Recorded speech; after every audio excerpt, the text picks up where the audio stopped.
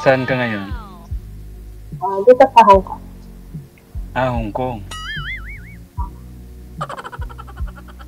Ikaw, kuya? Dito ako sa New Zealand. Yung trabaho mo dyan? Sa mechanical. Kahit ano lang trabaho dito. Basta mabuhay. Matagal ka na dyan? 10 years? Sole residence na ako dito. Ikaw po, saan ka sa Pilipinas? Cagayan Valley po. Cagayan Valley. Isang may? Bicol. Bicol? Saan sa Bicol? Kasi yung husband ko Bicol din eh. Sorry? Yung asawa ko, Bicol. May asawa. Nabalay ko asawa. May asawa pala, sir? Bicolano. May asawa ka pala eh. Ikaw ba? Yun ba? Yung dating asawa. Yeah, late husband. Ako naman yung Ilan taon ka na sa'yo? 40 plus. Ilan yung plus dyan?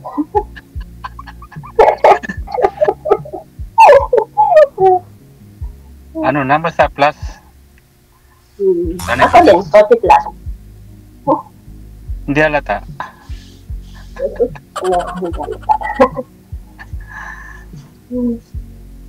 So, ilan taon ka na sa Hong Kong? 6, kuya. 6. Walang 6 na buwan na din.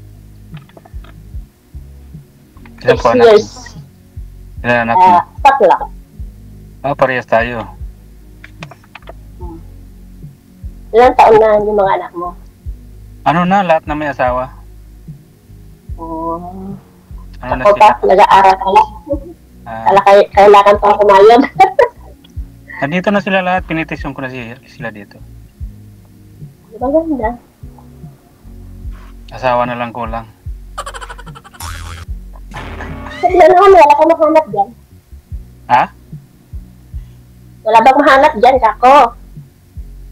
Pwede ko ma-info. Mahirap naman sa foreigner. Kasi hindi mo naman ang culture nila eh. Mas Pilipina pa rin ang the best. Sarap magluto. Kasi ang ibang lahi hindi mo mayroon din asikasuhin ka pero iba pa rin ang asikaso ng Pilipinas.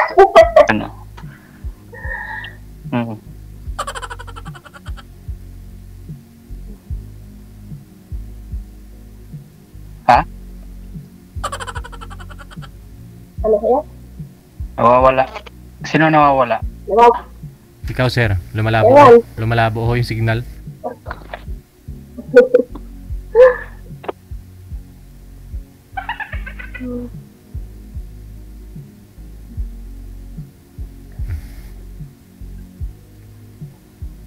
Okay na po?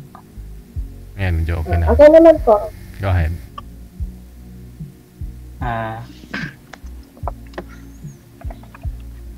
So, hindi na gumagalaw si mama?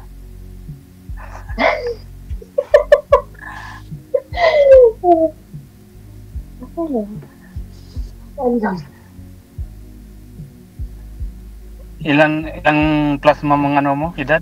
Baka parehas lang tayo? 41. 41. 43 ako.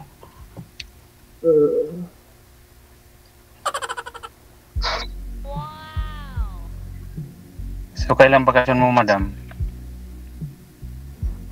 Tignan ko kung baka next year. Pero hindi pa sure. Next year din yung ko eh. Plano. Baka sumabay kayong dalawa. Oo nga, DJ. Bicol. Kasi... Pero nakarating ka ng Bicol? Hindi pa. Hindi ka nila nung... Kasi yung mga in-laws ko, dito na sila, dyan na sila sa Maynila. Tapos yung mga kapatid niya sa Nueva Vizcaya. Kaya sa Nueva Vizcaya lang kami nagbabakasyon. So hindi ka mo lang pinasal ng dati mong asawa sa Bicol? Hindi. Bata pa ma'am, namatay na ho si mister mo? Noong 2021 po. Bakit po ma'am? Anong sakit? Masyadong lasinggir. Sa kalalasing. Ayun lang. Mahilig siya kasi sa alak. Lasinggiro? Oo. Mahilig sa ano. Kaya, ayun. Hindi na nagising. Ano yun na, kumbaga, narotos ba? Narotos ba yung Tagalog? Sabi nila, na-stroke yata. Ewan ko ba? Hindi naman, ano yung sagutan. Kasi naglasing siya ng hapunan, tapos natulog, hindi na siya nagising. Nakoma siya ng 6 na araw. Pwede bang mag-visit? Wala nang bisa-bisa dyan pag sa Hong Kong, ano? Ewan ko kuya, kung wala na. Wala nga. Iyan mo nga, kung may visa para makapasal dyan sa'yo. Kung okay lang. Ayun o. Kasi ang alam ko walang visa dyan sa Hong Kong. Okay ano naman. lang yung accommodation lang. Accommodation sa mga kultura. Kung okay lang sa'yo, napasyalan ka dyan. Pero kung hindi, wala tayo magagawa. Okay. Pasyal lang naman, di ba? Marami naman kaming pwedeng Tapos, pag napasyal ako dyan, pasyal ka rin dito sa New Zealand. Ganun lang ang buhay.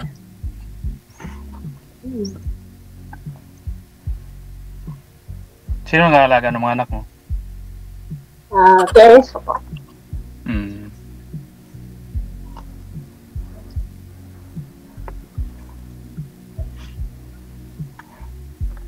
So, bale, hindi mo alam ang bakasyon mo sa next year. Kasi ang plano ko next year din, baka November. Baka, pag ako kasi nagbabakasyon dito, Abril. Binibigay nila dito. Abril.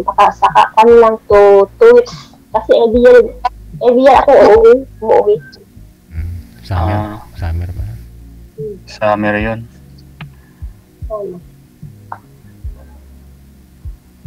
Summer sa Pinas, pero dito, saan pa naman? Kasi Winter. pag July kasi dito, pag bakasyon yung mga bata, doon naman sila nagbabakasyon, kaya hindi ako pwede sa July. Kaya April, binibigay nilang months na. Tapos 2 weeks lang. Bibitin tayo niyan kung 2 weeks lang. Bitin ba sa pamasyal dito, pumasyal doon, hindi naman. Wala nga eh. Yun lang kasi bitan nila. Kasi pag inaano ko ng 3 weeks, sabi naman nila, pag 3 weeks daw na wala ako, nakakaya nila. Hindi na nila daw kailangan ng kasama sa bahay, pag nakaya nila yung 3 weeks na wala ako. Walang problema. Dito ka na pumunta.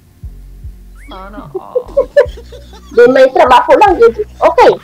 Ano po yan sir? Parang ikaw po yung mag-sponsor ng visit niya. Bakasyon niya. Ako na mag-sponsor. Dapat may invitation, no? Ano lang, magsusyuman nila ako ng 100,000. 100,000, no? Tapos sabihin mo girlfriend mo, pwede na, no?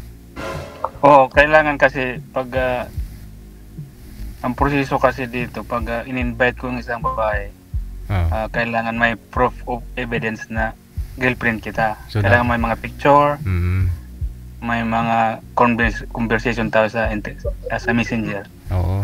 Ginawa ng iba sir, kinupian nila yung video dito sa akin nung sumali sila una, tapos in-invite ni girl si boy. punta doon sa abroad.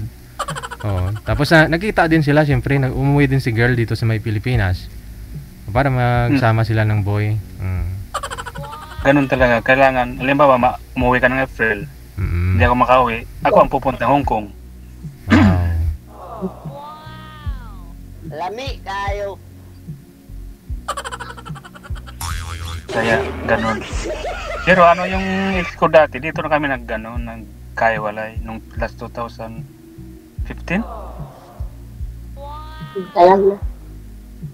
Kasi nag-over the bakod siya, may nakilalang mas gwapo sa akin. Yun hanggang sa Nakakulang sa akala ko niya. Kaya naghanap ng ibang mag-iingaga sa kanya. Hindi ko alam kasi siguro yun naman siguro ang swerte. Sa attention o ano, ganun lang naman yung mga babae, di ba? Naghanap sila ng parang yung ano, nakukulangan. Ganun ba yung mga babae? Pag nakulangan sa atensyon, hahanap na kagad. Hindi rason yun. Kasi dinala ko na nga dito siya para sumunod yung mga anak namin para mabuo yung pamilya dito. Kaya lang, after 5 months nung nakuha ko siya, may nakilalang magaling din na Pilipino. Nagsama sila. Tapos nagkaanak. Tapos yung ex ko na pinadeport ko. Yung anak nila, sir, dito sa Pinas. Dala niya. Oo. Nandun sa dala din sa Pinas. Pero nandyan na din sa Hong Kong yung ex ko. Pero yung kasi hindi na nga, yung asawa niya, sana andyan pa rin. Nandito pa sa New Zealand pero hiwalay na naman sila ulit. Wala. Kasi may bago na rin yung lalaki, yung ex ko, nung nagbakasyon last year lang, may bago na rin dinala doon sa amin. Kaya yun ang kwento ng buhay OFW. Mahirap din minsan sa pero depende lang naman sa ano, diba? Oo. Hindi ko maintindihan masyado boses ni ma'am. Naka-bluetooth kayo, ma'am? Hindi klaro ang boses mo. Naka-bluetooth ko yan. Yung dali, ate,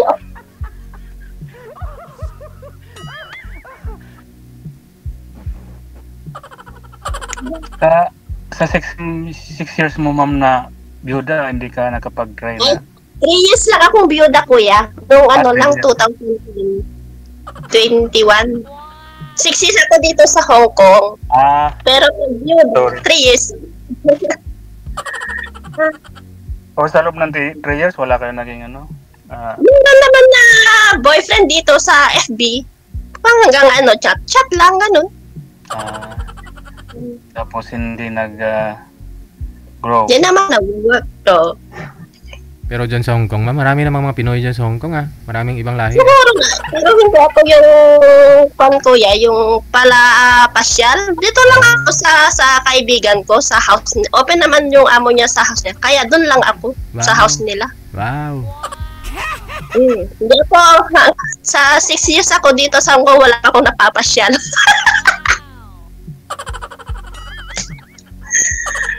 Dami naman dyan mga ibang lahi kaya nga lang. Mga ibang Indiano, no? Itik.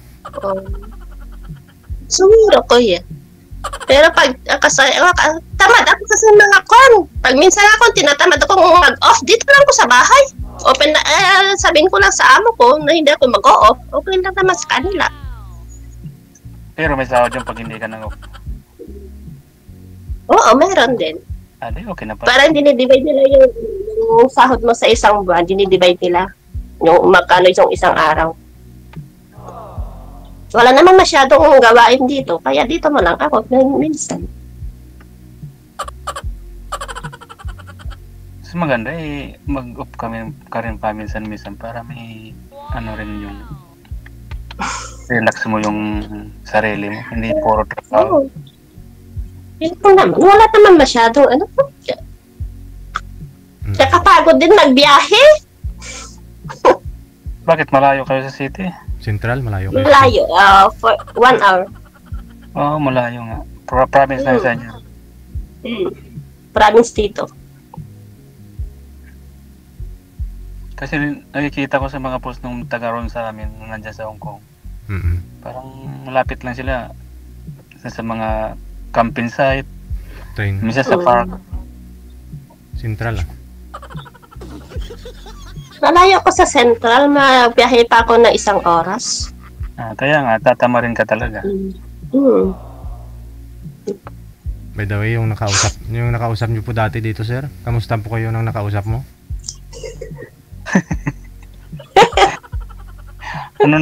Binigay sa akin yung contact number niya. Oo. Siyempre, hindi naman sa parang may komunikasyon pa sila ng asawa niya kasi, di ba, kwento niya, pinagawa niya ng bahay, andun yung mga anak niya, tapos umuwi siya doon. Mahirap naman na sirain natin yung komunikasyon nila. Oo. Umuwi din siya doon. Imposibleng sa mata ng tao mag-asawa.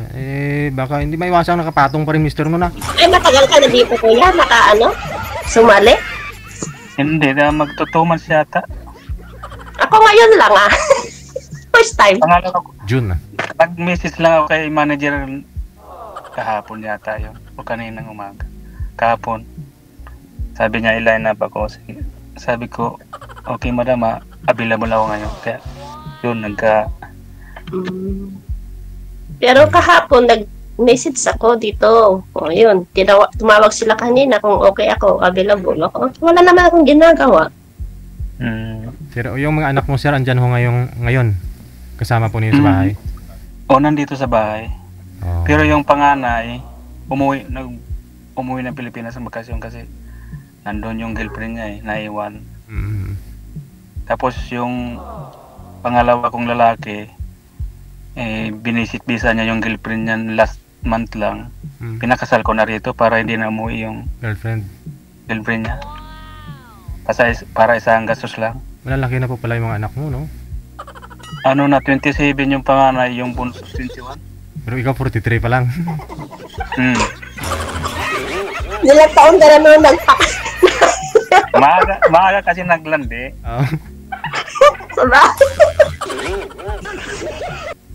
Hindi, alam mo naman nung kapusukan nung mga high school, nandyan yung mga siyempre.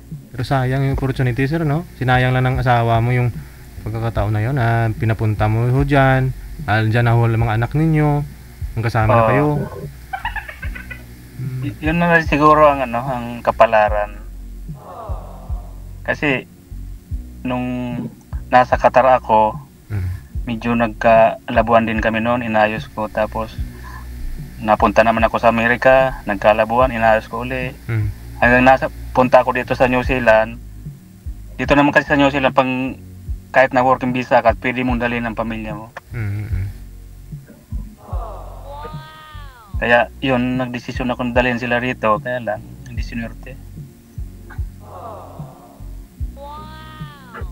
Marami ditong Pilipinang dinadala ng mga asawa nila. Yung iba, sumasama sa puti, sumasama sa ibang Indiano, ganyan, Chinese. Kaya nga lang, mali yung diskarte ng asawa ko. Pilipinong working visa lang ang pinili niya. Hindi yung permanent na. Kaya nung naglaps yung pinakancel ko yung visa niya, hindi na nag-try silang mag-apply, kaya lang lagi na di-decline. Kasi nga nakapangalan pa sa akin yung ex ko.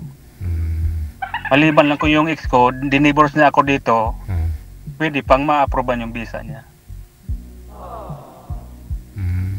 Hindi naman siya nag-try, hindi kayo nag-usap na mag-divorce kayong dalawa, sir? Ang nag-try siya na makipagbalikan. Sabi ko, hindi naman, naman siguro, sobrang bad ko naman siguro kung may anak na sa iba, no? Oo. Tsaka may anak na si buntis na. Kaya hindi na ako nagdesisyon na bigyan pa ng pagkakataon, pero mga bata nakiusap sa akin, pero hindi ko na ginawa na. Iniwan ko ngayon kung isponsoran nila yung mama nila, pwede.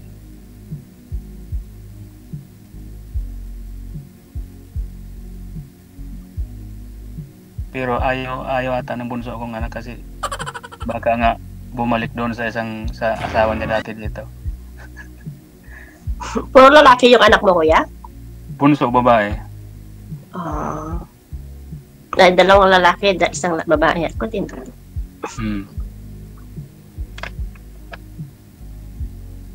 Dalawang lalaki, isang babae. Sa'yo, ganun din. Oo. Panganay ko, 22. Tapos yung bunso, 10. Yung pangalawa is 18. Malaki na rin pala. Malalaki na. College na yung dalawa. Pero kasagsagan ng gastos yan. Oo nga eh. Kaya nga balak na mag-fall good pera pa. Kasi Isa pang ano ka ako. Tinatanong ko nga yung mama ko kung kaya pa niyang alagaan eh. Bakit di ko naman nakaya? Kaya ko nung maliliit pa sila. Ngayon malalaki na sila. Tanungin mo ko kung kaya ko pa. Dagdagan mo ah. Maralagdagan pa kung magkatuluyan tayo. Pwede pa kaya?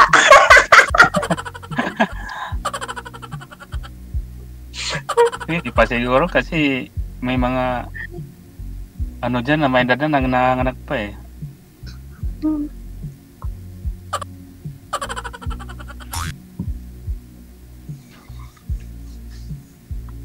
Kung hindi pwede na injection.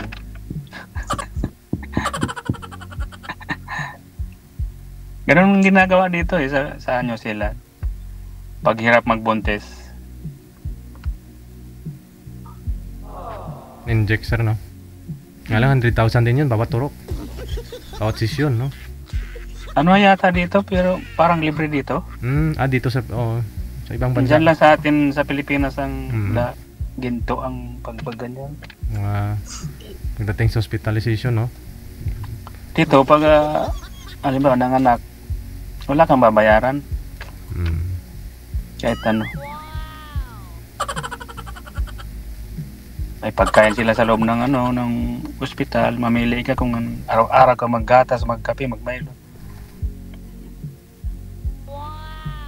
Kaya lang mga karamihan sandwich sa prutas.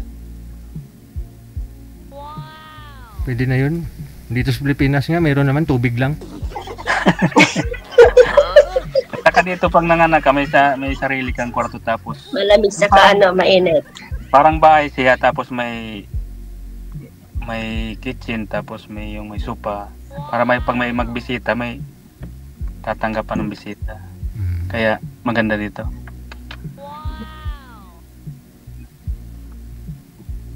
Kaya sa atin sa isang kwarto siguro 10 nanganganak kaya pag nagsipag-iyakan yung mga baby ang ingay. Pero kung may budget private ayun parang kulungan lang Oo.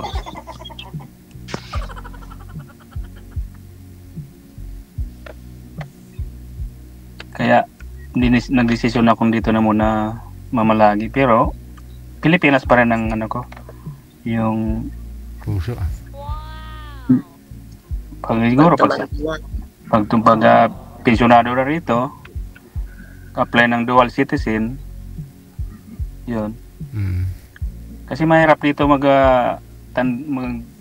mahirap lang kasi dito yung ang laki ng cost of living. Ang bahay dito weekly ang renta. Kasi ang bahay ko $600 equivalent natin sa Pilipinas yan 20,000 weekly ang bayad ko sa bahay dito. 20,000. Ilan na yung isang buwan? 50,000. Malaki ang dito, malaki ang sahod. Kaya nga lang, nagsasahod ako dito ng 50,000 weekly. Kaya nga lang, yung tax, pag binawasan ng tax sa bahay, halos na lang, kaunti na natitira. Maganda kung yung kayo mag-asawa na parehas na trabaho dito, makakaipon. Yung mga anak nyo pa ba, sir, hindi nyo kasama dyan sa bahay ninyo? Kasama ko dito na dyan sa loob. Nandito ako sa kararating ko lang kasi galing trabaho. Gabi po dyan, no? Alas 10 na ng gabi. Meaning, at least na may katulong ka na sa pagbabayad. Andyan mga anak mo, may tatrabaho na rin, no? Caregiver yung bunso, yung pangalawa, pinasok ko lang din sa trabaho kasi gusto magsakay sa barko kasi natapos siyang sa Mariners. Kaya lang pag tapos ka sa Pilipinas, pagdating dito sa ibang bansa, hindi mo naman maano. Back to zero pa rin, no? Back to zero. Kaya sinama ko lang sa trabaho ko. Pero okay na rin kasi yung mga kaklasmate niya sa Pilipinas. Tambay. Tambay, 20,000 lang daw yung monthly nila. Samantala yung anak ko nagsasahod ng higit 100 dito. Labor lang yon. Kaya nga lang pag binawasan ng tax. Ang tax namin dito, kumbaga sa pira sa atin sa Pilipinas, 19,000 weekly ang tax. Okay, Nakukuha naman po yata yun, sir, di ba? Nakukuha nyo naman yun after, parang cash band siya, parang gano'n? Yearly siya nakukuha. Depende pag sa akin nga, sa loob ng 10 taon ko ito, siguro ang i-refund lang sa akin, nasa $3,000 lang. Yearly kasi, minsan, hindi para-parehas, minsan $500, minsan 1,000. Depende sa income mo.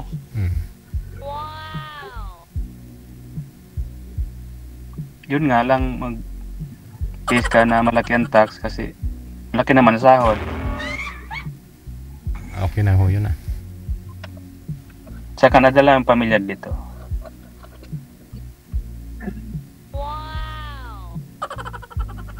Ikaw, madam, anong plano mo?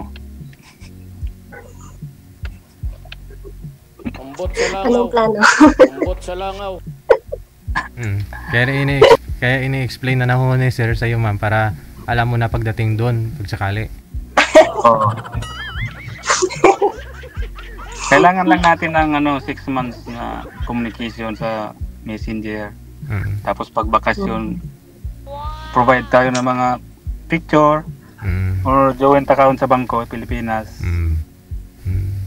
Yung magkasama kayo gumagala, kumakain, natutulog, nakahiga, ganyan. Lami tayo. Tapos, importante magpapasala ko dyan sa Hong Kong para mas maganda proof na ay isipin ng immigration talagang may relasyon tayo kasi yung nawala ka, sir? May tumawag? May tumawag. Ayaw mo na yan.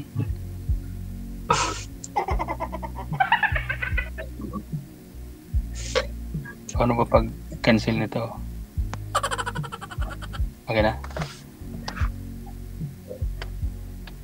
Kaya pa kung makakaintindihan ng bawat isa, di gawin natin yung pangarap natin sa buhay. Kasi parehas tayo sumali dito na ganun yung hanap. Pag-usapan natin. Ano, ma'am? Agree ka ba? Agree.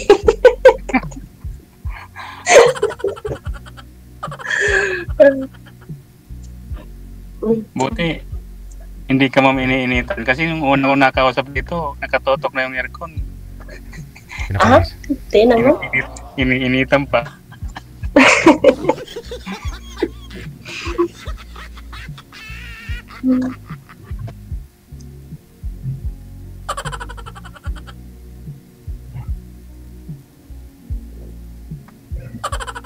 Ilocana yung lugar nyo, ma'am? Ilocana?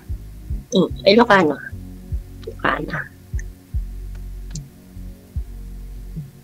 Bicolano naman kapatid ko nasa Nueva Ecija rin nakapangasawa.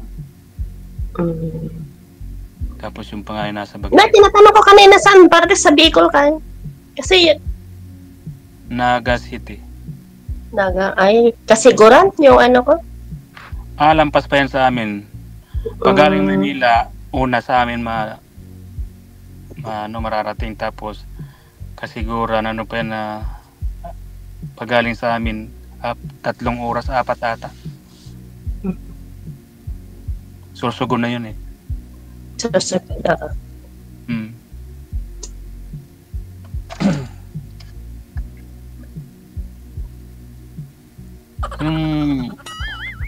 Kwento ka, ma'am. Wala nga ako eh. Anong ikwento ko, Juan? Kung ano mo sa isang lalaki o anong bawal, kung ano, ganun. Wala naman akong hanap sa isang lalaki. Yung ano lang, yung ano talaga, seryoso siya. Tapos, wala. Compatible lang, ganun lang. Pag na-feel ko na ano ko sa kanya, wala yung sa physical o ano, basta naramdaman ko na mahal ko siya, ganun lang. Kahit ano ka dyan. Anong pakiramdam mo ngayon?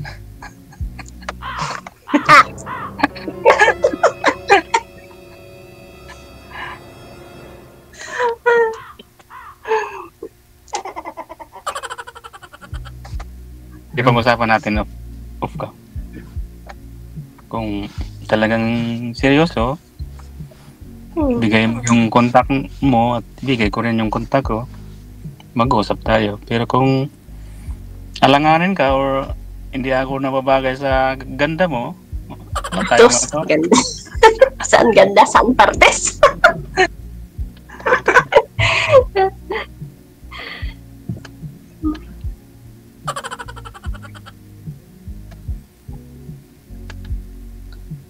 Ang dami naman mag-comment nito sa live na to. Oo nga eh. Kasi nung una ko, nag-busy sa akin yung kapatid kong babae. Sa Bicol. Sabi ko, bakit niya nandun ka? Sabi ko, siyempre, anong gagawin ko sa buhay? Magpakatanda na lang ako sa... Napanood niya? Oo, napanood niya. Mga taga ron sa amin. Madilim na po kayo, sir. Alas 7 na po dyan. Alas 7 na. Gabi na. Nandiyan lang sa bahay. Yan na.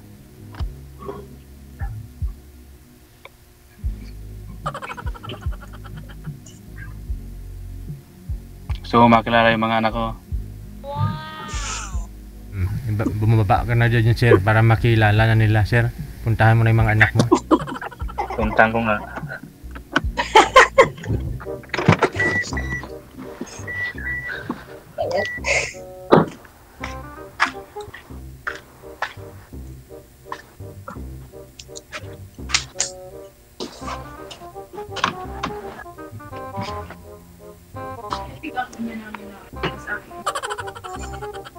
Hello.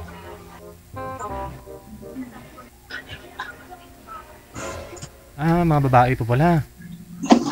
Hindi, mag-asawa yun. Oo, mag-asawa. Babae yung...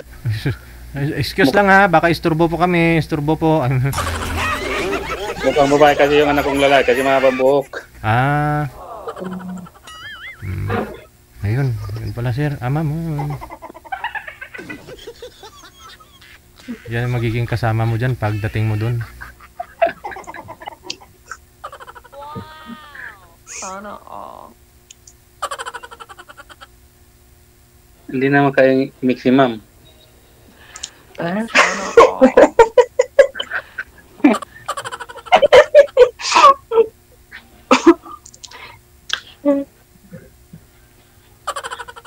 At hindi ka maka-imik, ma'am. Wala.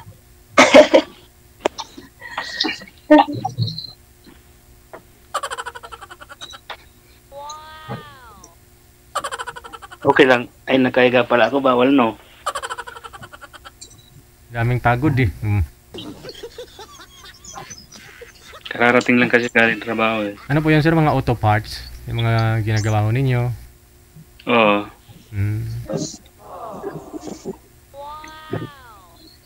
Ay, minsan, pag walang pasok Sabado-Linggo na part-time, kahit ano na lang dito, mag-concrete, pag may mga opportunity na nagpapagawa, alam mo naman tayo mga Pilipino, Diskarte, kahit no? anong ano, nag, Trabaho. Basta kumita lang. mm, karpentero, plumber, magbubong.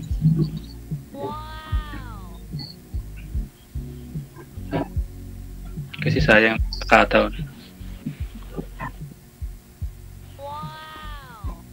Ano ma'am? Desisyon.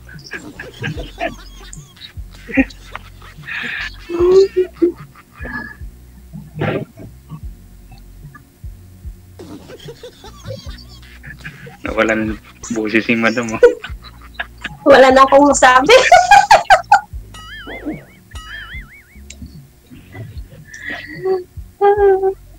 Hindi natural. Basta bago ibigay ang tiwala, kilalanin mo muna yung bawat isa.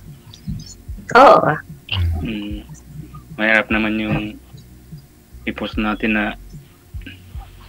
pagdating ng panahon, sisiyan. Ayaw ko ng ganun. Uwi, halimbawa, may uwi kita sa amin, may uwi mo ako sa inyo. Wow. Yung normal ba, yung hindi mo kakaya ang isa't isa, Oo. na pwede mong ipasyal sa tangali, Hindi, Pwede nang pang mayaban. hindi lang sir, Pagmayabang. Play dyan. hindi yung pinapasya lang sa ating gabi sir, no? Na walang makakita, no? Oo, yung mahirap yun. Kasi, Kayo lang dalawang nakakaalam. mayroon ganun eh. Halos ayaw papuntahin sa province kasi nahiya siguro. Yun naman. Bakit naman? Nasa sa magandang usapan yan. Oo. Hmm.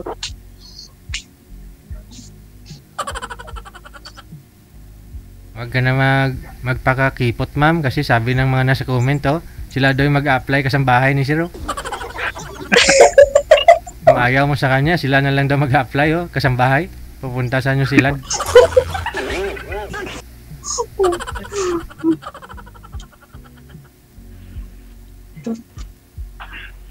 Marami dito ang yung mga katulad kong Single. napunta dito, ang nadadala nila yung mga pangalawang asawa, hindi yung tunay. Pangalawa. Pangalawa. Ilan ako pag pinadala mo dyan? Dinala mo dyan, ilan ako? Wala pa naman. Kasi hindi naman kita papakita sa mga anak kung marami na eh.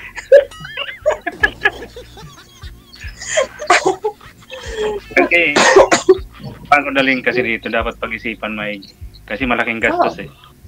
Kasi pagdating ng panahon, mangyayari na naman yung Nangyari dati. nangyari dati. Yung pagtalikod mo, meron palang Oh. sumakalisin din. Bakit po kayo nagawa ng misis mo yun, sir, no? Anong bihira lang po kayo nagkikita, nagsasama sa bahay? May malayo yung trabaho niya? Magkasama naman kami sa bahay, kaya lang minsan alas 10 na ako nauwi kasi laging overtime. Actually, yung lalaki, kabarkada ko, yung kainuman ko lagi nung wala pa yung asawa ko. Ayun lang. Yan lang sa inuman. Kasaway si Kaya pare. nga lang, yung tinuturuan ko na mag-drive ng asawa ko, kasi kailangan marunong mag-drive dito. Kasi walang birang transportasyon dito pang-public. Katulad sa atin, maraming tricycle, maraming jeep. Ginawa ko, tinuruan ko yung asawa ko mag-drive. Tapos, siyempre, yung lalaki nagsuggest na ako na lang susundo atid sa'yo para hindi na mapagod yung asawa mo. May balak. Eh, nalaman ko na lang, sila na, hindi wow, Lami di ba? kayo.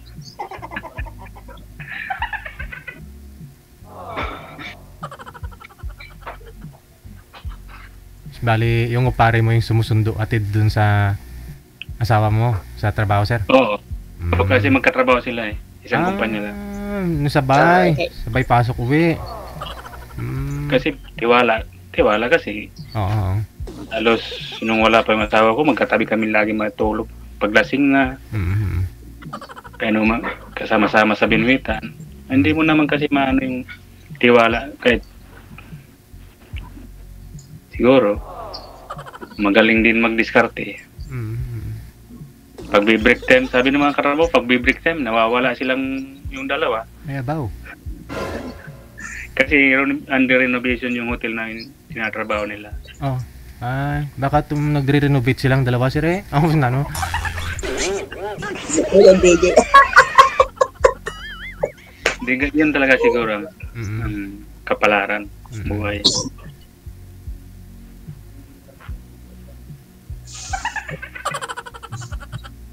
Parang pinapawisan si Madam. Hindi naman. Anong pangalan mo, Madam, na kalimutan ko. Tawagin mo na lang akong Lai. Kasi yung tawag nila sa akin dito, Lai. Pangit ng... Dilayla ba? Dilayla. Ay, Dilayla ba? Pero walang nag-ano sa akin yan. Lai ang talagang ano nila sa akin, pang error. Ang palaya ko. Palitan mo na yung lay ma'am. Pangit pakinggan. Lay, parang lay. Liar, parang ganun. Layla. Layla ah. Kasi Dilayla yung pangalan niyo ma'am, no? Dilayla. Dilayla. Oo. Magaling din magpili ng pangalan yung Magulang. siguro mahilig sa Dilayla yung tatay mo, no? Magkanta ng Dilayla. Naasar nga ako dyan sa pangalan ko na yan. Sorry. Kahit sa video okay, naririnig yung pangalan. Narinig. Napupunta pa nga sa pagpataya. Kasi nag-aagawan. Gagawa ng microphone, no? Microphone.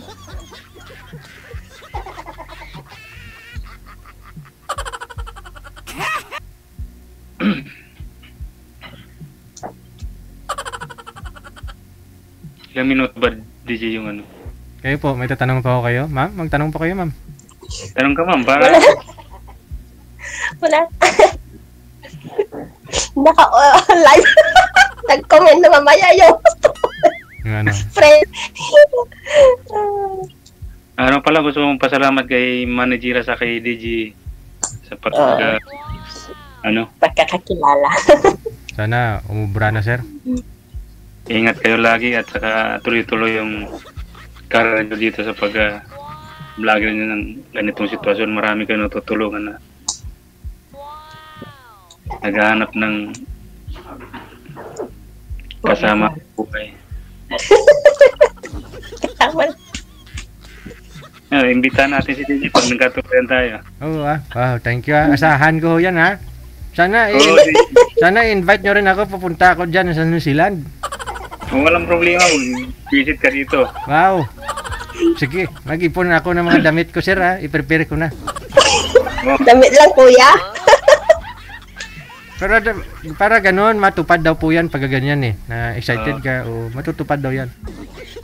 Ako na lang mag-sponsor ng Ano? Sa pera. Pero ikaw maglakad ng requirements. Argoy. Ano lang, yung supporting document lang kasi ang kailangan mo sa akin. Ayun, ma'am oh. Yes sir. Basta wala kayong mga inapakan, magiging success yan ah. Huwag kayong mag-alala. Wala naman. Para sa kabubuti ng lahat, no? Maraming buhay mababago, di ba? Mali dito kaya naghahanap eh. Baka sakali. Kaya ba? Na natin. Pag-usapan natin sa mamaya or kung may time ka. Kaya nga lang, yung magkaibang oras natin. Oo. Sabi dyan siguro alas 2 ng madaling umahapon, no? Hapon. 2:30. 2:26. Ahead kayo ng 5 hours, sir.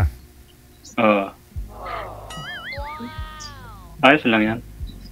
Talagang importante sa'yo ang isang tao kahit anong oras pwede kausapin.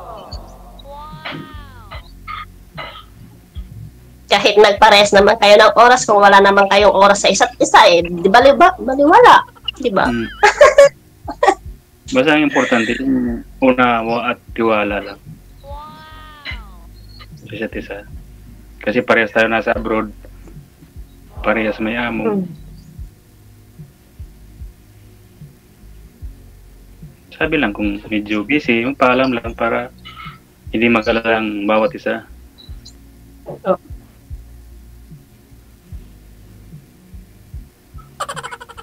Sige, BJ, ano na, siguro. Sige, maghahapunan ka na, sir. sige. No? Sige po.